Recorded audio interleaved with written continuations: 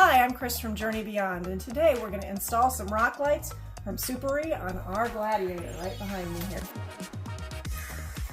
So the first thing we need to do is figure out what exactly we're dealing with today. It's a 6-pack of rock lights. This particular set of rock lights comes with just about everything you would need for a simple installation, including zip ties for your wiring. This is the control button. We are not going to be using the actual button with this wiring because we're going to wire this into our aux system. It also comes with the wiring to each of the lights, including the control box for all 6 of these rock lights.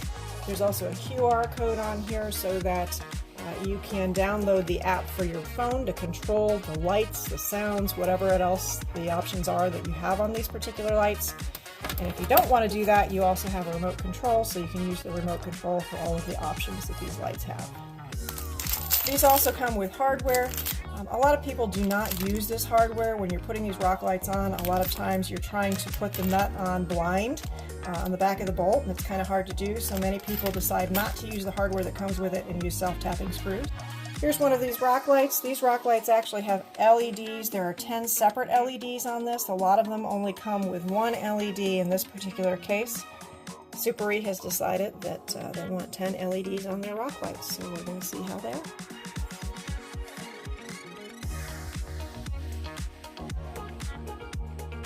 At this point, we've decided generally where we're likely to put the control box is right up there at the top center of the hood. And then we're going to be running a wire around into our aux system. This is the wiring that came with it. Typically this would go into your cab with the button, so you can turn it on and off if you don't have an aux system.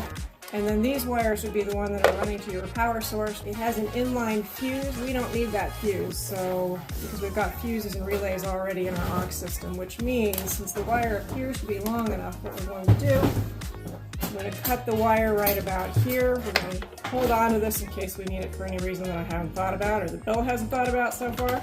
We're just going to cut it there and we're going to wire this straight into the aux system. So now we're just going to cut the sheath back away from the wires that are already on that and pull the red and the black wires out. We can put the connectors on that'll go to the aux system.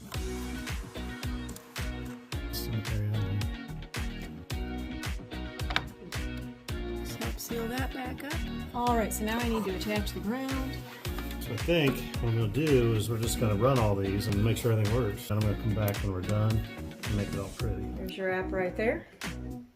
Pretty easy, pretty cool, didn't take up much room on the phone, so it's always a plus when I'm using this phone for all of my filming and all of my editing, everything we do on the channel. And now I can change these colors straight from my phone. The likelihood is we're kind of boring, we'll probably stick with the white. You can also make them as bright as you possibly can, or turn them way down so that they're much more ambient and lower light if you need the lower. Alright, that should be the spot for that. Okay. We just have to run them where we want them. Just going to go one at a time and just start right here at the front and see how close it gets. When we did this portion of the project, we found it was easiest to figure out where we wanted the light to go, and then see whether we could get the wires to reach. So to avoid drilling any further holes, I just used the 2-sided tape and then put a zip tie on it just to extra insurance. So if it ever were to come loose, at least it's not going anywhere. It'll stay right there.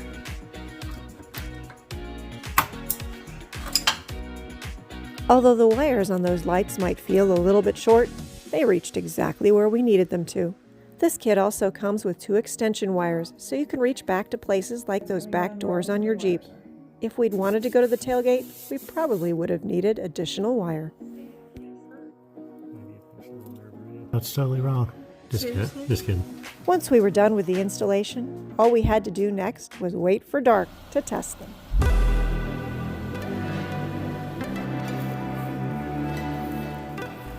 This 6-pack of LED lights is currently on sale for around $80, with an 8-pack at $90.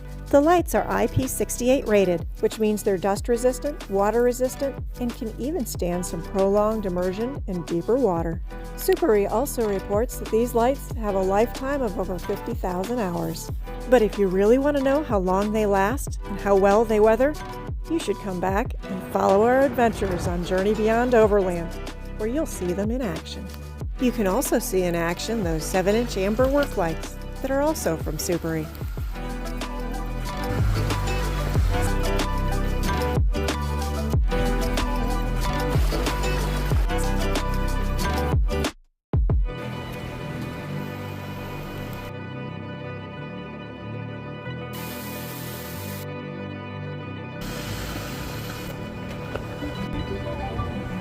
And once you catch a glimpse of all the fun of those adventures, hopefully you'll want to go out and find your own adventure.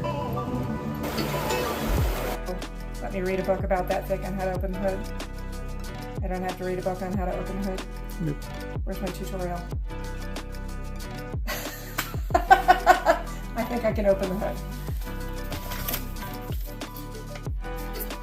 I have no idea what those are. That's the two-sided tape Two-sided tape. on the back of the light. That's my knuckles. Was that your knuckle? It was like this. Now I need to wait for Bill to come back to make sure I do it right.